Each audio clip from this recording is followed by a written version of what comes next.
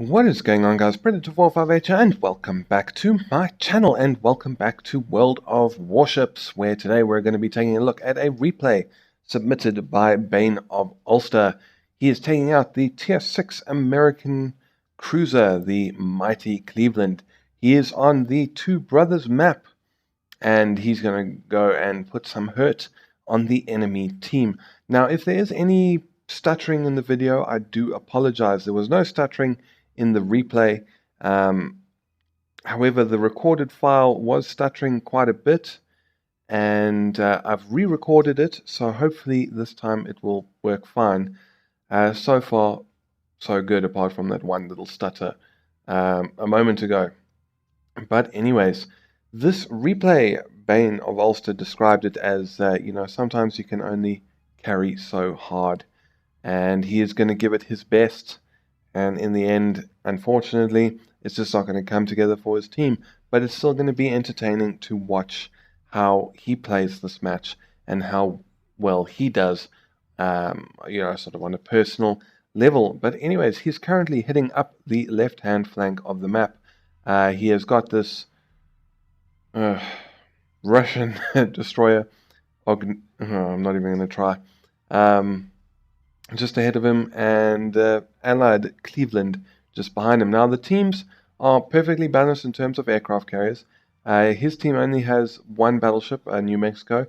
Enemy team has a New Mexico and a Fuso, which has just been spotted. His team has 3 cruisers and 5 destroyers. The enemy team has 5 cruisers and 3 destroyers. So I don't really like it when Matchmaker does these kind of matchups where one team has a hell of a lot more cruisers or destroyers than the other team, but it happens. So first shots going in on the Fuso. 7 hits. No, not any like serious damage. And Bane of Ulster has immediately turned around and started to head away. The one thing you do not want to do with a Cleveland is get to within 10 kilometers of a battleship. In fact, you want to try and keep the battleship sort of towards the maximum range of your gun, so when it fires, you've got some time at least to evade. And if you get too close, obviously the closer you are, the less time you have. Now, this battleship is going to do something rather interesting in that it's not going to do anything at all. And I actually wonder if maybe the player got disconnected or his game crashed or something, because right now what he's doing is just what he's going to continue doing until he's got less than 10,000 hit points. He's just going to continue sailing in a straight line towards Bane of Ulster. He's not going to fire his guns anymore. He's not going to move to avoid, try and avoid these torpedoes. In the end, he's only actually going to take one, and there we go. But he's not going to put out the fires. He's not going to heal. So I really do wonder if this Fuso player did get disconnected, or as I say, his game crashed. But, one man's misfortune is another man's gain. So Bane of Ulster is going to make sure he gains every little bit that he can while this Fuso is presumably, as I said, out of action. More shots going in, down to less than 10,000 hit points. There we go. The Cleveland behind him is kind of just out of range. So we don't really have to worry about him at the moment. One of his destroyers, or that destroyer that came with Bane of Ulster, is on the very far left of the map and is busy going up through the islands, and is actually going to manage to break through the flank and get behind the enemy lines. And I think here, 3,000 hit points or so, this is where you're going to see the Fuso actually fire his guns and begin a turn. So I think now this player must have reconnected and is now firing and maneuvering, now deciding to turn, or now turning to get a full broadside and all guns on target. And his target of choice, I think, is Bane of Ulster. The Cleveland that's with him has turned in the other direction, but the Fuso is firmly set on removing Bane of Ulster from the match, should I say. And there is an enemy destroyer, so they also had a Mutsuki in the area. More shots going in, 1,000 hit points, been set on fire. Hit points is ticking down, 335, 13 hit points, and Bane of Ulster gets the kill and immediately starts the match off with a medal, getting himself Arsonist. taking some very hopeful long-range shots at the Mutsuki, but I don't think he's going to manage to get any hits with that salvo. Next up is the Cleveland, and Bane of Ulster is turning around to start closing distance. The other Cleveland with him is going to join, but perhaps could have done a better job of keeping up and sticking closer to Bane of Ulster. But as you can see, one of his teammates in a cruiser has run the channel, pretty much throwing his life away. He is coming under fire from the enemy aircraft carriers, but the destroyer that I mentioned has actually broken through and is now in the enemy's spawn location. Presumably that destroyer is now going to go carrier hunting, which could be a very good thing for Bane of Ulster's team. They're actually doing quite well at the moment. They've lost a destroyer, while the enemy team has obviously lost the Fuso, so things are in their favor right now, but unfortunately it's not going to stay that way.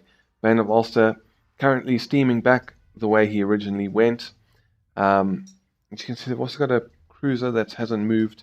I think maybe they also had an AFK player on their team. And then a surprise Königsberg shows up at less than 10 kilometers. So Bane of Ulster immediately turns hard to starboard to get all guns on target and starts putting fire on the German cruiser. Now here he perhaps should have switched to armor piercing, would have finished this guy off a lot quicker. But he's still going to do some good damage with his high explosive. And I think he might even get a fire. Yep, there's a fire. 16, 18 hits. Tries to fire another salvo, but unfortunately this island is in the way. And then you can see the the destroyer that broke through has spotted both of the enemy aircraft carriers. And this is the ideal situation.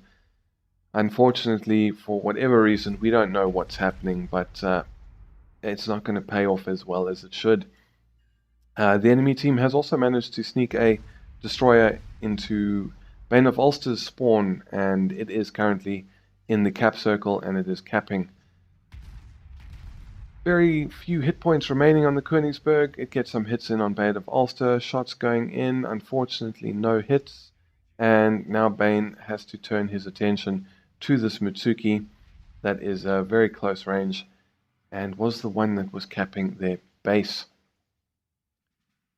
Doesn't have sight of him right now, but there he's just popped up on the minimap, so now we can see him. 6.2 kilometers, firing a full salvo, torpedoes in the water, takes out his propulsion, does some good damage, but no doubt the destroyer player will have repaired that up immediately, firing some educated blind shots and some more hits. Just waiting to see where the Mutsuki pops up so he can educate his next guess. Those shots went, I think, a little bit high, so only got a single hit on that salvo. But, I mean, this destroyer is finished. There's no getting out of this for this poor Mutsuki. Cleveland at this range. All this destroyer can do is prolong its life and hope to maybe be able to get another spread of torpedoes off. But more shots going in. It's been set on fire. And Bane of Ulster finishes off the Mutsuki, and that is his second kill of the match. And the cap is now secured. So he's now heading over towards the right-hand flank. You can see things still are okay for his team. Each team has lost a battleship, although that was Bane of Ulster's team's only battleship. 2 cruisers, allied cruisers, have been lost, and a destroyer versus the destroyer, cruiser, and battleship on the enemy team. So all is not lost yet, but unfortunately things are going to go south fairly soon, fairly quickly, and they've just lost another cruiser. Started to take some shots at that Aoba. Unfortunately, the first salvo, the game decided it would rather shoot at the mountain rather than the Japanese cruiser. But after that, he's managed to find a few decent hits. No fires, unfortunately, but just slowly chipping away at the health. Switching targets to the New Mexico, and the destroyer that broke through the lines has now been sunk. And I was just reminded, you can see in chat, he says, Fuck you, Wargaming 4-kilometer torpedoes. Yeah, but you had 2 aircraft carriers dead to rights. I mean, obviously we weren't there, we didn't see what was happening. Texas Citadel hit from this New Mexico, unfortunately. Saw the shots coming in, tried to turn in, but the New Mexico was still able to punch through and get a Citadel. But we obviously don't know what happened with that destroyer, but there was a Cleveland that came back to assist the aircraft carriers, but it should have had time to at least get one of them, in my opinion. But anyways, back to Bane of Ulster. He turns hard to starboard to get guns on target on Elite 13, another Cleveland at 8 kilometers, switching his focus away from the New Mexico. Just pummeling this poor Cleveland, who's down to less than 4,000 hit points. Again, armor piercing could have been a decent option here, but high explosive is going to get the job done just fine. And that is his 3rd kill of the match. And now it is time to switch our attention back to the New Mexico, who decided to focus other targets as Bane of Ulster stopped focusing on him. But as soon as Bane switches back his attention to the New Mexico returns the favor and immediately focuses on Bane of Ulster once again. New Mexico's only got 23,000 hit points remaining. He is currently healing up, but a few fires, and hopefully we'll be able to get rid of him fairly soon. And the other Cleveland is with Bane of Ulster, so they're both going to hopefully be focusing all of their 6-inch guns on this battleship. Manages to set a fire, and look at this, Fujin to the rescue, comes steaming in and plants a smoke screen right between the New Mexico and these Clevelands. This is fantastic teamwork.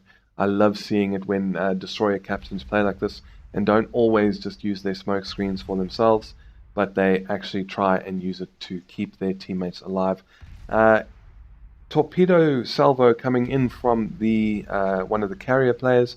New Mexico player sees the torpedoes coming in and manages to turn that big battleship in time and miss all of the torpedoes that were sent his way. New Mexico switches target and shoots presumably at one of the destroyers that is on Bane's starboard side, excuse me. But just putting in more fire, slowly chipping away at the New Mexico's hit points down to just over 10,000 hit points. Now it's 4.5. Can we get some more fires? Can we finish them off? There's another fire. And just continuing to pour in this high explosive fire. More shots in. And D-Boom, who is the other Cleveland, manages to finish him off. And that is the last remaining enemy battleship removed from the match. So, switching fire to this Aoba, Project Valkyrie, who we were shooting at earlier. Shots going in, but if you look at the minimap, well, you can't see it now, there is an enemy cruiser coming down the channel. In fact, there are 2. And there it is, just popped up again. So soon we're going to have to turn our attention back towards the channel and back towards that enemy cruiser. But for now, we're focusing on the Aoba, just pouring some high explosive fire in. And it is a Cleveland.